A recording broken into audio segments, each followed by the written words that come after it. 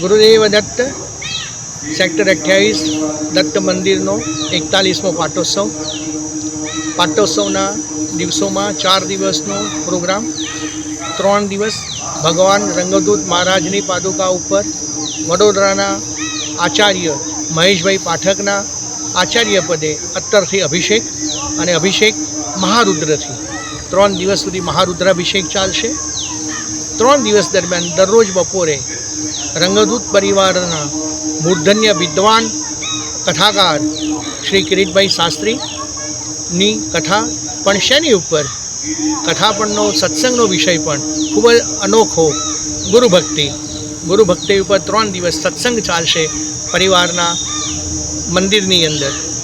विशेषतः आ 41मो पाटोत्सव रंग महाराजनी नर्मदा परिक्रमा ने करे 100मुं वर्ष 100 वर्ष थई गया रंगदूत महाराज ने नर्मदा मातानी परिक्रमा कर्याने ए वर्ष पण चाली रह्युं छे।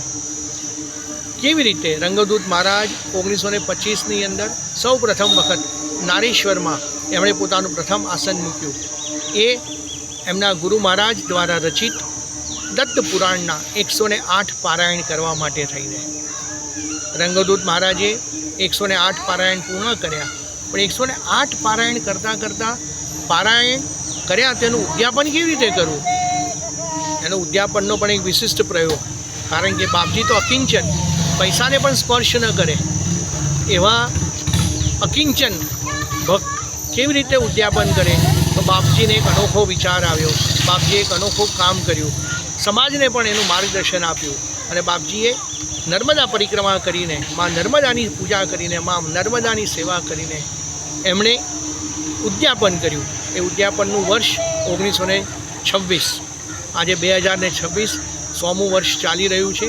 એટલે બાપજીની નર્મદા પરિક્રમાનું 100મું વર્ષ પણ છે. અને એ જ દિવસોમાં આપણે ત્યાં પાટોત્સવ પણ છે. આવનાર દિવસોમાં આપ સર્વ ભક્તોને શ્રી દત્ત મંદિર ગાંધીનગરમાં પધારી અને સત્સંગનો લાભ લેવા અને મહારુદ્રાભિષેકના દર્શન કરવા અને છેલ્લા દિવસે મંદિરના પાટોત્સવના દિવસે ઇન્દ્રયાગ છે, તો ઇન્દ્રયાગનો પણ દર્શન અને એનો લાભ લેવા માટે આપ સર્વને ગાંધીનગર રંગદૂત પરિવાર વતી આપ સર્વનું આમંત્રણ આપું છું, નિમંત્રણ આપું છું. આપ સૌ પધારો અને સત્સંગના સહભાગી બનો. ગુરુદેવ દત્ત.